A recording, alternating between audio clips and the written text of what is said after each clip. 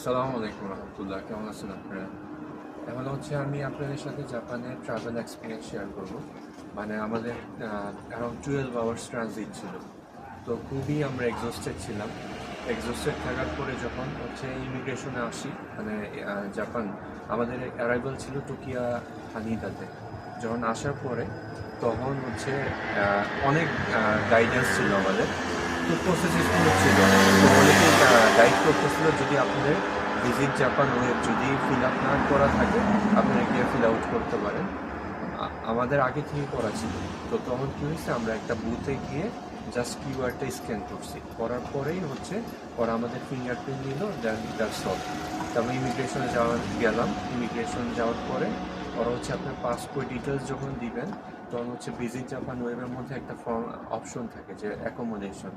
তখন হচ্ছে আপনার অ্যাকোমোডেশন সম্পর্কে ডিটেলস জিজ্ঞেস করবে, বা হচ্ছে আপনার আইটিনারি প্ল্যান, যে কীভাবে এক্সিকিউট করবেন, বা আপনাদের এক্সিকিউশন প্ল্যান কী, ট্রাভেল প্ল্যান কী, কীভাবে আপনারা ট্রাভেল এক্সিকিউট করবেন, আপনার এই জায়গা থেকে হোটেলে কীভাবে যাবেন, মানে এই ধরনের ব্যাপারগুলি জিজ্ঞেস করে। ইটস নর্মাল, মানে এমন না যে ওরা আপনাকে খুব অ্যাবনর্মাল কোনো কোশ্চেন জিজ্ঞেস করে।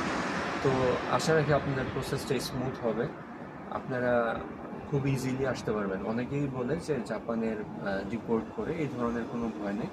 আপনি যদি লিগ্যাল ট্যুরিস্ট হন, আপনার জন্য প্রসেস স্মুথ হবে। কেন? আপনার কাছে তো একটা প্ল্যান থাকবে যে আমরা এই জায়গায় যাব, যেমন আমরা আজকে যাব টোকিও স্কাই ট্রিতে, মানে এই ধরনের একটা প্ল্যান থাকবে। তো আশা রাখি ভালো থাকবেন।